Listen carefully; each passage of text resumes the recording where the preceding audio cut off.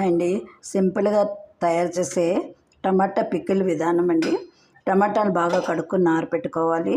ఆరబెట్టుకున్న తర్వాత చిన్న చిన్న ముక్కలుగా కట్ చేసుకొని కొంచెంగా పోపు పెట్టుకొని ఆవాలు కరివేపాకు వేసుకొని అందులో ఈ టమాటా ముక్కలన్నీ వేసి కొంచెం ఆయిల్, ఒక స్పూన్ ఆయిల్తో మగ్గించుకోవాలండి.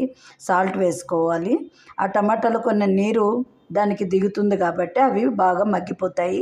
దగ్గర పడిన తర్వాత మనము ఒక 2 స్పూన్లు కారం వేసుకోవడం అండి. అరకిలోకి ఒక 2 స్పూన్లు వేసుకుంటే కారం సరిపోతుంది. ఒక స్పూను సాల్ట్ వేసుకుంటే సరిపోతుంది.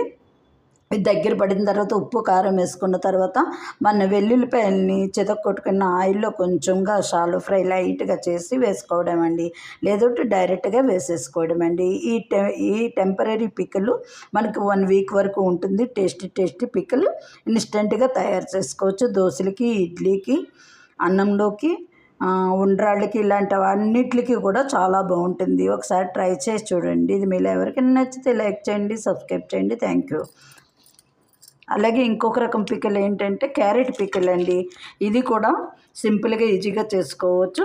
ఒక స్పూన్ కారము, ఒక హాఫ్ స్పూన్ మెంతి పొడి, ఒక స్పూన్ సాల్ట్ వేసుకొని క్యారెట్ ముక్కలను తరుక్కొని దాంతోపాటు కావాలంటే మీకు సింగిల్ క్యారెట్ పెట్టుకోవచ్చు, ఆనియన్స్ కూడా కలుపుకోవచ్చు మన టేస్ట్ని బట్టి. లేదు రెండు కలుపుకొని కూడా చేసుకోవచ్చు. దీనికి కూడా అంతేనండి.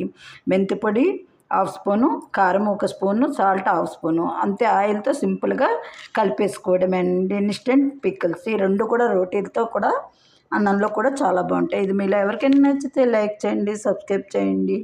క్యారెట్ టమాటా పికిల్స్.